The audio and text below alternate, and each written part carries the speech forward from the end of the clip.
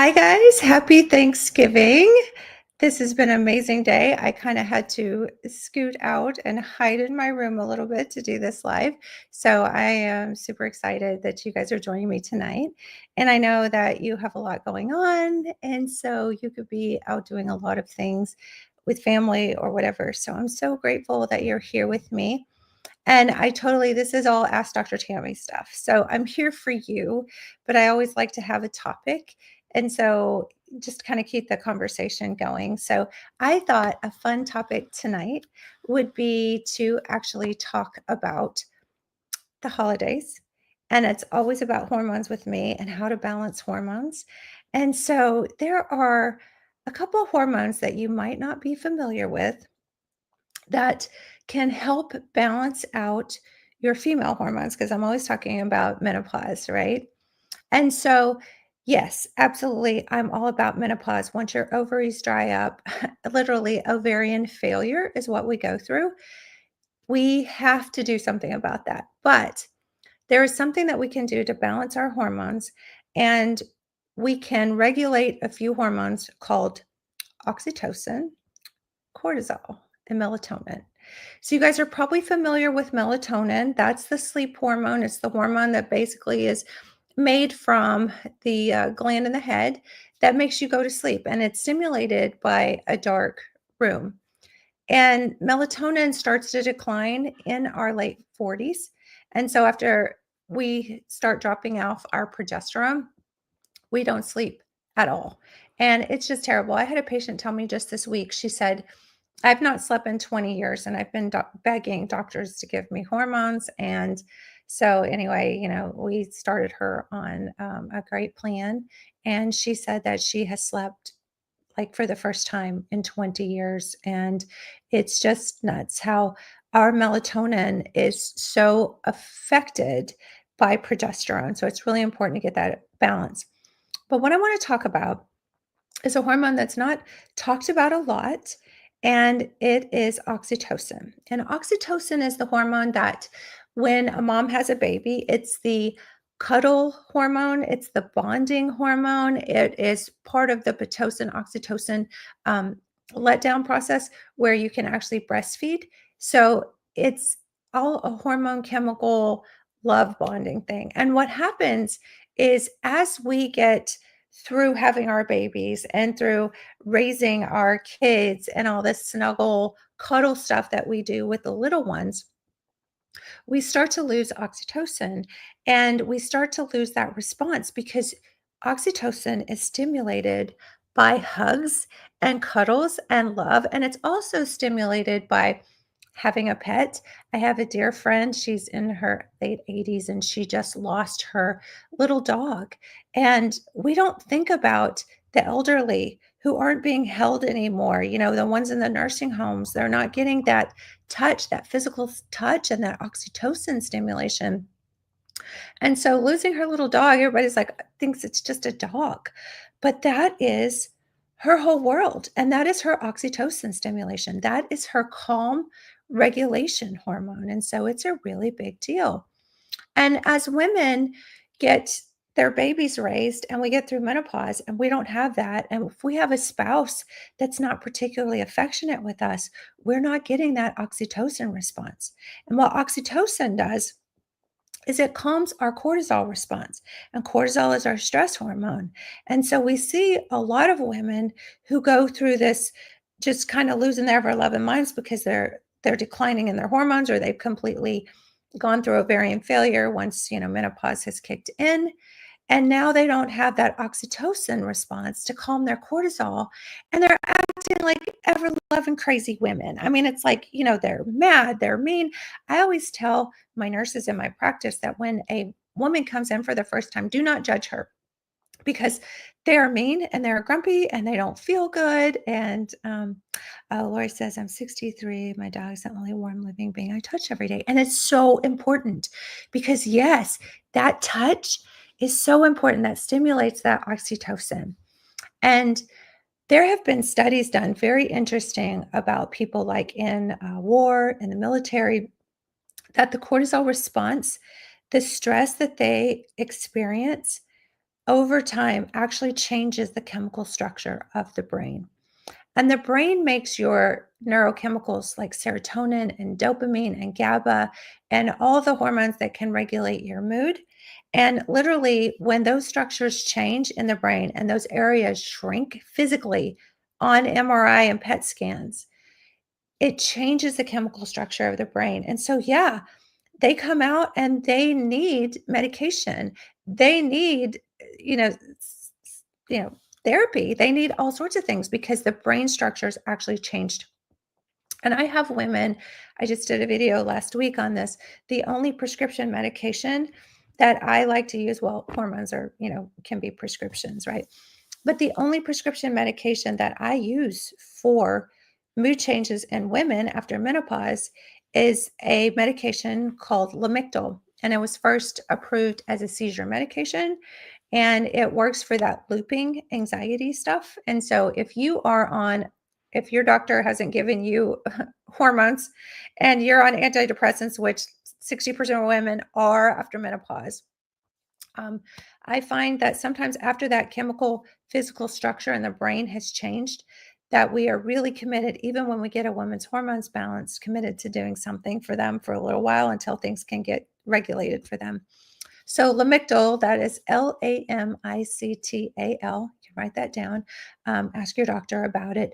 It is very clean. It's off label. It's not used very often, but it has almost no side effects. It's nuts. I use it in my menopausal women all the time when we're trying to get their mood regulated after they've had a lot of stress or trauma.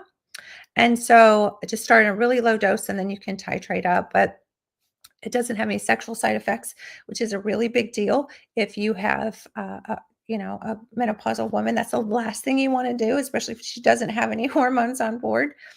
And it doesn't cause sleepiness. It doesn't keep you awake. It doesn't do all the things like Effexor and Prozac and all those medications do. So that might be something to think about if you are on bioidentical hormones and you need a little something extra. So, some other things that can increase oxytocin, and that is besides maybe a pet, maybe, oh, Shelly says, "Liv Mitchell gave me a rash." Yeah, that is the one thing that we do have to look for. Usually, if you start a low dose and you titrate up slowly, it doesn't do that, but that is the main thing, and it can be a life-threatening rash. So it's not, it's not for everybody, but not every medicine is for everybody. So I didn't mean to go off on that tangent about Lamictal, but I do find that still, because of some of the chemical changes that happen in their brain, some women do still need something. And I think of it like this: you have a hormonal change that then makes a chemical change, and thoughts become things, right? So you have a thought, and then that thought becomes a hormonal change in your body, which then becomes a structural change of the endocrine glands that make those hormones. So it's almost like this vicious loop between thoughts and things and hormone changes. So it's very tricky to get hormone balance after menopause, especially if a woman hasn't been treated for 5 to 10 years after menopause. So it's very important to, as soon as you start hitting perimenopause, or if you have PCOS or endometriosis, estrogen dominance, to get those things under control. And that's not throwing birth control pills at people. That's not throwing antidepressants at people. That is getting your hormones under control early on so that you're not 10, 15 years out from menopause and lost all the benefits of having hormones and feeling bad and losing the benefits to your bones and your heart and your brains and all those things. So super important to have those conversations for sure. But yes, nothing is without side effects. And it's definitely something when you're playing around with, things like medications and prescriptions and things. But I just brought that up because a lot of people don't know about that, and it could be a really good option if someone is taking something like Effexor or Prozac or something like that. So, okay. So oxytocin is absolutely fascinating to me, and one of the things that we're seeing, this is this is just totally fascinating to me. So if you know anybody that autism has touched their family, or if you have a child with autism, it's very common. One of the things as I studied that, or the spectrum kids, is that oxytocin is again that bonding hormone. It is responsible for also the contractions in the uterus. So they induce women with pitocin, which is a synthetic version of oxytocin, the cuddle snuggle hormone. And so if you flood the brain of the baby before it's born with Pitocin, synthetic oxytocin, it floods those oxytocin receptors. And if you think about spectrum kids, they have a real hard time with social integration, and that's because their oxytocin response is blunted. So that is fascinating to me, that that connectivity, if we like, and it's so common that we do inductions with pregnancies. And my baby was induced, right? I mean, it was great. I got to pick the day, so, and we think that's, we have medicalized childbirth so much, but what have we done? And then, the risk to go to C-section when you do that, because you've started a process that nature really wasn't ready to start yet. So then we have this problem with social emotional connectivity in these kiddos because they don't have enough oxytocin response. Because what happens is when a baby cries, it triggers a cortisol response. And without the good oxytocin response, it can't calm down. So if you are stressed or you have a situation, or I almost got the kitchen on fire earlier because I couldn't get the, I'm not a cook. I promise you I'm not a cook. Half of the meal was my fiance actually bought from Harps. But I made a few things like my mom, she always she passed, but I always have to make her dressing because it's just a thing. It doesn't seem like it's Thanksgiving if I don't make that. But anyway, I was trying to time all the food. And so, like sticking the rolls in there, the rolls were too big for the top of the oven where I was trying to stick it on the rack, and knocked it off. And it's not the first time. Like the last time I tried to make a big meal, I literally did like start a fire in the oven. So don't let me come cater your events. But anyway, like immediately this cortisol response kicks in, right? And I'm thinking, I'm going to catch the whole house on fire. And then I had pies in the bottom, and there's like burnt stuff that's falling off on the pies. And I'm like, I'm going to ruin dessert. And then this whole cascade starts. And then it's like the stress response now, and then you kind of just get all this built up in your head, right? And so what happened when we made sure everything was safe, and, the oven was cleaned, everything's fine, is my fiance held me, it's like, it's okay. And that is the oxytocin response that calms the cortisol response. And isn't that what we need? And isn't that what our babies do for us? Isn't that, like when they're crying and they're stressed and they're wet or they're hungry, we hold them. And that is the oxytocin cortisol response that calms down. So those hormones are, we need cortisol, we need the stress response. You need cortisol to trigger you to get things done, to make sure the house isn't going to burn down. You hear those stories about moms that pull off cars, burning cars off, loved ones and things like that. Like, where do you get that surge? And then, adrenaline too. But cortisol is a stress hormone that, as long as it's appropriate and it's not constant, because that's what stress is really. Chronic stress is much different than an acute stress. And acute stress allows you to do well on a test. And acute stress lets you, like say, make sure there's no fire going to break out in your kitchen. But the oxytocin response is so important. And as we get older and our children leave the nest and we don't have as much of that oxytocin anymore, it becomes very hard for us to regulate cortisol. And here's the problem: cortisol is also an ovarian hormone. So when I tell you that after menopause, not only do you lose estrogen, you lose progesterone, testosterone, DHEA, pregnenolone, I could name, 10 others, but you also lose cortisol. And cortisol is not only your stress hormone, but it's your anti-inflammatory hormone. So if you've ever had a cortisone shot or you've ever taken the synthetic version prednisone, that is an anti-inflammatory hormone, basically, right? But the problem is that too much of it can cause an inflammation response like belly fat, and too little of it, you don't have, I always call it God's aspirin or ibuprofen to your body, right? Too little of it, that's why women start getting joint pain and feeling achy after menopause, because we need that cortisol. So cortisol is not a bad thing. We want to call it a stress hormone, and it is. The problem is prolonged stress and prolonged cortisol stimulation without the balance of oxytocin and the other hormones that balance it out. And so, what is prolonged stress? Prolonged stress is, I love it here. Thank you. Actually, I just straightened it this week. This is kind of a new look for me. Love you. Thank you. Um, Prolonged stress is the problem. And so if you're in an abusive environment, if you're in an abusive, toxic job environment, if you are, I mean, there's so many things that cause prolonged stress, like children when they're, in abusive homes growing up, that prolonged stress is, it triggers that cortisol over time. And what happens is because your ovaries make cortisol too, after menopause, when your ovaries literally dry up, you don't have that cortisol. So you don't have that balance, and it's all about balance. Okay. Now, there's another side note, and that is that your kidneys have a little gland that sit on top of them called your adrenal glands.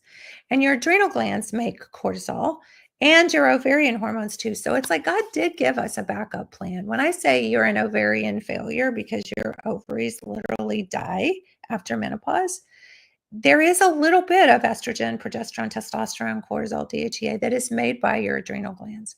Problem is when you're stressed over a long period of time and your adrenal glands are making adrenaline and your adrenal glands are trying to make your female hormones because you don't have ovaries anymore, then we run into what's called adrenal fatigue. And that is a whole nother can of cats. That is, can be a huge problem. So, um, Lisa said, fought cancer and jumped into nursing school. Talk about stress. Yeah. And it seems like we tend to do that, right? Especially as women. It's like we have these plans and we want to help everybody. And nursing itself or the medical profession, you are really emotionally drained because especially if you're an empath is just somebody who's super, super connected to the people they love and serve. If you are like a really strong empath, that energy will so drain you. And it's like you want to take every sick baby home with you. You want, I mean, you just want to take care of everybody and you feel their pain. And I literally, one of the things that I have to do, like I do a lot of injections in our office, and I almost feel the pain. It is nuts. I mean, I'm that not in a weird way. I'm like not feeling the pain, not like a weird, creepy movie or anything, but like I literally feel uncomfortable, like chalkboard, scratch, it's like there's something in me that just really has to disconnect when I'm doing an injection. And I have to tell myself they're going to feel better because of this. And so I really have to rationalize any kind of pain that I'm causing. So, all that said, nurses, doctors, anybody in the healthcare field, it is really draining because when you're there to serve and it's costing you so much to serve and it's costing you so much to be available to them and to calm them and the oxytocin that you provide to them. It can be a lot. So I honor you and God bless you. And it's like when you're a really driven person too and you have so much to give, you just stay pretty spent all the time. So chronic stress that can really drain you, especially menopause or if you have other hormone issues, right? So cortisol, oxytocin, you need that. Other things that can help with oxytocin, so we talked about a pet or a hug, eye contact. So, and I think that's one of the reasons why the spectrum kids don't make eye contact because of their oxytocin deficiency, basically, because eye contact stimulates oxytocin. So if you look into the eyes of someone you love, that really stimulates that and it calms that cortisol response. So that's very powerful. And, there's nothing like a baby to look in their eyes and make that eye contact because it's just so soothing. And we can't explain it. We just say, oh, it feels good and we love them. But there's a hormonal chemical response and it's very, very powerful. So, other things can actually do it too, like painting or playing music, meditating, prayer, all those things can. So, And then one of the other hormones I want to talk about, and then I'm going to talk about one little secret that is so powerful that can stimulate so much oxytocin. But hang on, because I'm going to tell you that in just a minute. And oh, you look great. Secret of your skin. Oh, okay. Well, I'll do a whole thing on skin sometime. Daughter's 39, knows she's going through something, but her firstborn son is killed. Oh gosh. Oh my gosh. I mean, there's so much that people go through, devastation, losing babies, losing children. I mean, it's just there's so much pain and so much prolonged stress. And I can't even, so it's just I believe that God has a walk for us. And we are here to have these experiences. And I really believe that God is with us and just holds our hand through things because otherwise I don't know how we would get through any of this. So um, but anyway, so back to hormones. I just go off on, I just we have to walk the walk of faith. And the thing I'm going to tell you about to regulate your hormones in just a minute is sort of based in that. But so I want to talk about melatonin just a little bit. Melatonin, again, is our sleep hormone. I talked about that in the beginning. But melatonin is also regulated by the stress response. So it's sort of this vicious cycle of you're stressed, you can't sleep, and the melatonin response is blunted as well. And so some people can't take melatonin because it causes bad dreams or vivid dreams. And I'm kind of like that too. I can do a little melatonin for a while, but I really rely on my progesterone to help me sleep because too much melatonin, I have like weird, vivid dreams. But that melatonin response is very much connected to the cortisol and the oxytocin response too, because if you have chronic inflammation and chronic stress, that's going to decrease your melatonin response. So those are really interesting how they tie in together. And because your ovaries make cortisol, you really have to have that balance of your ovarian hormones. So after menopause, it is so critical with mood and sleep and all the things, right? So you have to think of the whole body as an orchestra. You cannot look at just one hormone by itself. You can't just look at estrogen and call estrogen bad. God doesn't make a bad hormone. You have to look at all of the hormones in your body. And it's not just estrogen. You have to look at thyroid. Thyroid interacts with cortisol. So all of that has to be balanced. And there are so many ways that you can calm the stress response, but it's sort of like hormones, stress, hormones, so they go together. So the number one way that you can calm your stress response, and this works every time for me. Problem is, I forget about it. So I probably need to have a tattoo on my hand to remind me of this. And that is very appropriate for tonight's talk because this is Thanksgiving, but it's gratitude. And I know that sounds like, what? Gratitude? Like, how can that balance your hormones? Every time in my life when something is going on and I'm having a little pity party about something, when I can walk it back and look at all that I have, if I'm feeling like I'm not having enough success in one area of my life or my online business isn't, helping as many women as I want it to, I'm like, but think of how many people I am helping. Or, if I'm in the office and I'm tired and I'm thinking, "Oh my gosh, it's been such a long day." God will send the last patient of the day in to remind me of something. It's just nuts. I had a lady the other day, and actually this was just so there's Monday, Tuesday. Anyway, my weeks are running together, holiday too. But she had been in a house fire and she was just so cute, just this big energy, just lovely. And she didn't have insurance because her insurance it turns out their insurance agent had, like, moved away, and then whatever she thought she had was oh, thank you. A gift. I don't even know what that means, but I got a gift. Thank you. That's awesome. This TikTok thing is totally new to me. I'm like, I feel like an old school, I've been Facebook forever. So this is great. So thank you. Um, so anyway, and she was just so lovely. And then She got burned and smoke inhalation, so she went to the hospital, and she was actually in the ICU at night. She didn't have any family, and then when she got out, they dropped her off at a hotel, and that was the night that the hurricanes went through Rogers. I don't know where y'all live, but we're in Rogers, Arkansas, and we had a terrible tornado, not hurricane, I must be getting tired. Tornado that came through Rogers, and I mean, it ripped the town up. I mean, there were like it like leveled it. And she was there that night, and she was like, "Yeah, it was crazy." And she was like, "The hotel was like a cinder block. It was like more like a motel, I guess." And she's like, "If it hadn't been cinder block, I wouldn't have been protected." And so, anyway, I mean, just gratitude that she's okay and that that she survived that. And and then it turns out that a few years ago she had bought a building for a business, and she just got busy and didn't open the business, but she had that building basically that she could stay in while she was selling her land and then rebuilding. And so she just, I mean, I am so in awe about people that have attitudes like that. And I try, everybody has trauma they go through in their life, and I try to be positive and just trust God. But, it kind of comes down to like seeing people like that just reminds me like how good I have it, especially in this moment in time.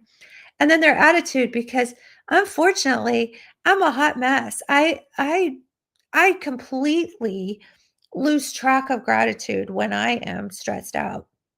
And so I just value that when people can do that and just be, it's a little after the fact. I wasn't there when she was actually going through all that, but just to hear her telling of it, her relatability with her gratitude was just super, super powerful. So I just, I can't say enough about that.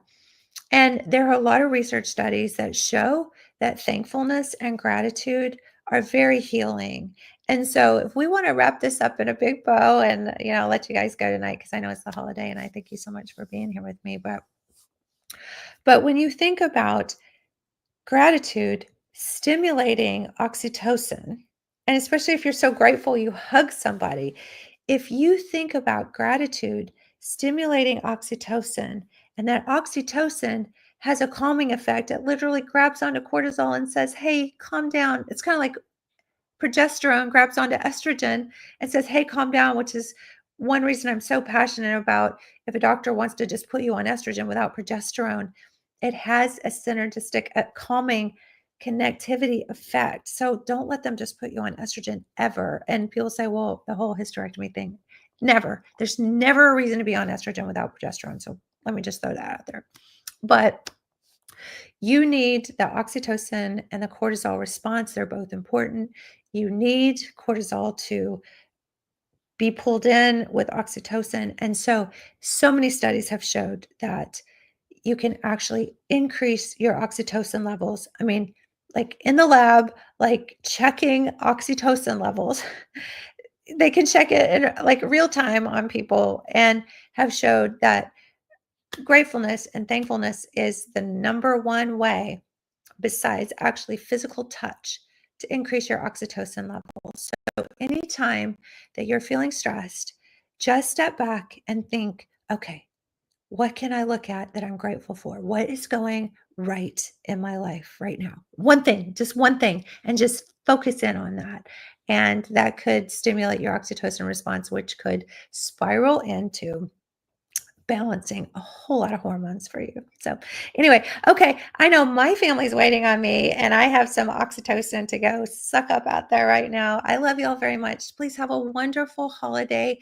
And I'm doing this every night at 7 o'clock. So I'll be here again tomorrow. And if you need some oxytocin and some eye contact and you have any questions, I call it Ask the Doctor. So where else are you going to get a medical doctor to come hang out with you for 30 minutes every night? So if you have something, let me know.